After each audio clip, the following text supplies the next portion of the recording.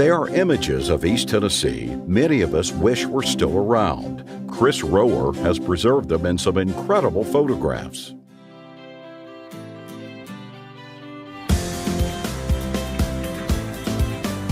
Going My Way with Alan Williams. Brought to you by the Lawson Family Foundation, planting positive seeds for the future. If you've lived in East Tennessee long enough, you'll recognize the pictures, but it's how he transforms them that makes them even more special. 12 years ago, Chris Rohwer picked up a still camera after retiring from the banking business and never looked back.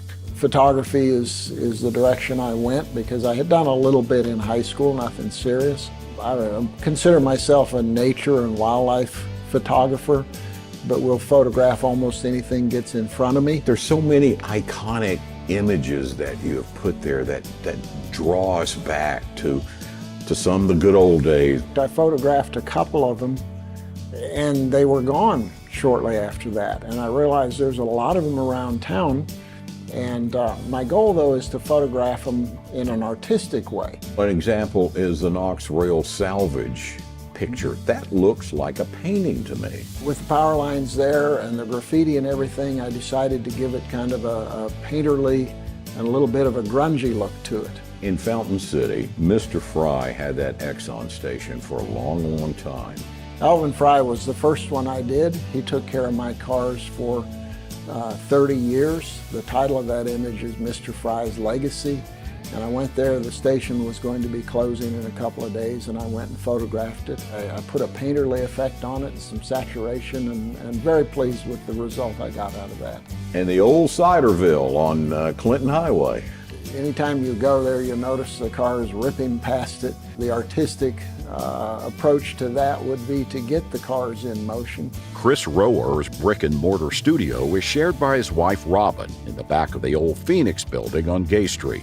Built in 1899, there's still an old vault he's incorporated into his studio, aptly called Christopher Robin's Art. Chris, this is kind of indicative of your style.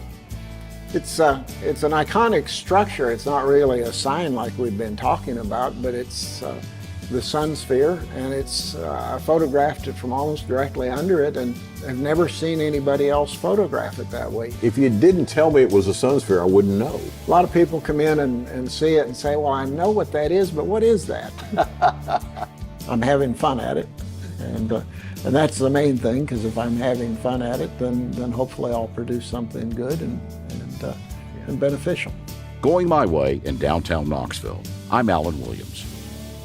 Driven by the belief that every life has equal value, the Lawson Family Foundation strives to make a positive difference for East Tennesseans. This week, we honor the Real Talk Mentoring Program, started by former Vol Clarence Swearingen and Roger Chapman, encouraging and empowering elementary school children through weekly speakers and field trips, learning about future job opportunities, with the message, whatever or wherever your circumstances lead you, you can be successful.